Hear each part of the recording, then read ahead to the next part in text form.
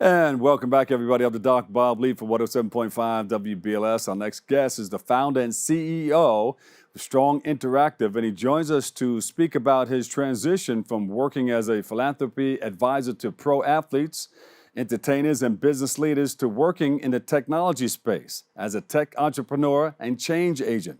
Please welcome to the show, Jonathan Herman. Jonathan, welcome. Thank you. Thank you. Very happy to be here.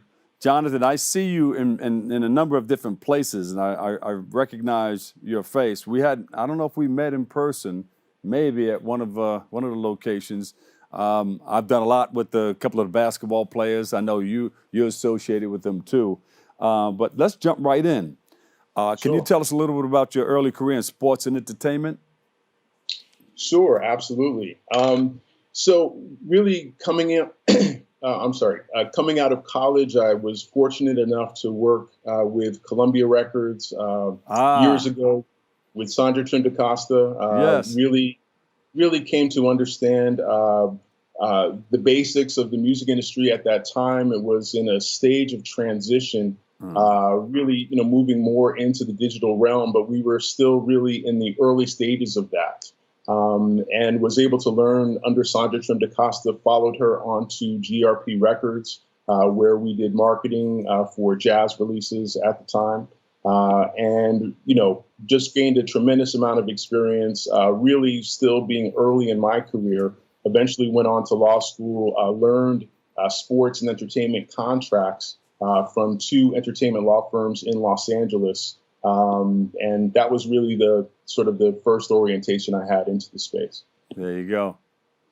What can you tell us about your time working in an advisor role to pro athletes and with celebrities? And, I know you've worked with a lot of them. And I don't know, is that the DMC there with you? It is. Yeah. Absolutely. It sure is. Yeah. Out of Jamaica, Queens. Yeah. Tell us about that time working with all of these celebrities. So piggybacking upon those years, we started a company to bring entertainment online. And I'm kind of dating myself a little bit, but this was before iTunes. We were still primarily buying records in the stores at the time. But there were a few of us that understand what was happening in this transition that was moving into the online and digital delivery of entertainment content. So we started a company to do that. We began working with various recording artists and then started a marketing firm that began working with pro athletes and entertainers. Allen Houston was one of the first folks who we worked with. I ran Allen Houston's foundation for more than 10 years because it turned out that Allen was very much committed to philanthropy. And that was really his primary interest and orientation at the time. That's where we probably crossed paths because I've done a lot of things with Allen Houston and his foundation too. And also the phone company. Wasn't it a phone company that did some things on 6th or 8th Avenue? He opened up a few shops or something like that? Yes. There were also entrepreneurial ventures that Allen was involved in at the time. But based on that success, David Robinson, who's now in the NBA Hall of Fame, asked me to work with him and some of his philanthropic interests. Chris Paul in New Orleans. We did a project that also supported Russell Simmons' work. So there were lots of years working specifically in sports and entertainment philanthropy and developing relationships in those industries. Yeah. What was the turning point, moment, or conversation that sparked that transition from your career in sports and entertainment to, say, technology?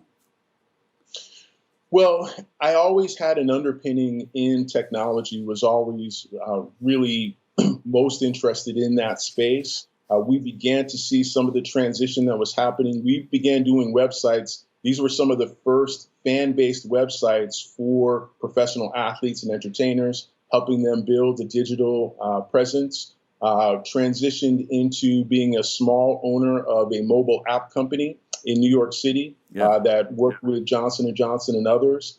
So for me, being a tech entrepreneur is really my first passion. And I was able to connect the dots to the experience and what I had learned in sports and entertainment. Jonathan, what is Web3 and how is that so important? So Web3 is kind of elusive for a lot of folks. We hear about the metaverse, we hear about cryptocurrency. A lot of people are still trying to figure this space out. Essentially, what Web3 is a combination of these new tools. And when we talk about the metaverse, what we're really talking about is an interactive and immersive version of the internet, which includes augmented reality and virtual reality. So we've all seen virtual reality. We've seen these big goggles that people wear. Yeah. We've laughed at the videos of people stumbling around their living rooms thinking that they're, on the football field. But augmented reality is another critical part of this. Right. There are new glasses that are coming out from Apple, from Samsung, Meta, and others, which are essentially going to add digital experiences to real world environments. So what you see with this basketball is that you can create digital assets that live in real world spaces. You can take that basketball and you can put it on your wall or in your living room or take it to a watch party with you. The asset is a high quality digital version in augmented reality. And so our company is one of the first to take autographed memorabilia from athletes and entertainers and convert them into these digital assets. Wow. I can see people doing, their fundraisers, their galas and everything. You know how they have that setup where that digital stuff is there. Doesn't have to be there, but it can be mailed to them, sort of, kind of. Is that right? Yeah. Well, using these glasses, and the glasses, they look like normal glasses. So the same glasses that you're wearing right now, these are going to be augmented reality enhanced glasses that allow you to see these assets in whatever real world environment that you want. So that's going to change everything. And our company has been acknowledged by Bloomberg and NASDAQ and others as the first to do what we're doing. Crunchbase ranks us as the #1 augmented reality company in the world currently. So we're really excited about where the space is going and helping educate people about what's coming next. Jonathan, talk more about the services that are provided through your Web3 platform. Yeah. So we work with athletes and entertainers directly to take memorabilia from their careers and convert them into these special augmented reality assets. We also work with fine art. We have converted more than $40 million worth of original fine art into 3D augmented reality assets to be sold as limited edition NFTs. We have other applications that we're developing on a B2B basis for partners who really want to take advantage of these technologies and move into this space. And we're making really great headway. We'll be featured coming up soon at the first ever American Metaverse Awards, as well as NFT Week Miami, and more appearances. I mean, this is getting bigger and bigger. How important? I started hearing about the metaverse. I said, what the heck is that? What are they talking about? And sometimes the younger kids will know about, they're walking around with their iPads all through the house and they know more about it than a lot of other people. How important is the metaverse and how significant of a role will it play in our daily lives moving forward? Yeah. Well, again, we have to understand first and foremost that the metaverse is bigger than just Meta. Meta was very smart in changing their name from Facebook to Meta. But everyone, when they think of the metaverse, most people think of Meta. What Facebook is building is just one version of this. There are lots of metaverses being built, both publicly and privately around the world. And it's important for us to recognize that this is going to really change the way that we interact with people. It doesn't mean that we have to only live in virtual reality, right? We never want to sacrifice the personal, real world experiences that we have with each other. But again, the metaverse will include augmented reality assets. So that means that we will have digital content embedded in our real world experiences with others. And so it's important for us to know what may come along with that. I also see this as an important opportunity for African-American entrepreneurs and disadvantaged entrepreneurs. Some of the conferences that I speak at, we talk about the fact that this is an opportunity for us to be involved in something that, typically we have only been consumers of and not necessarily founders and owners of. But I think that the space itself and the use of blockchain technology allows for everybody to develop new concepts and build businesses that will grow in this new digital space. I'm loving it. What metaverse events should we be looking forward to?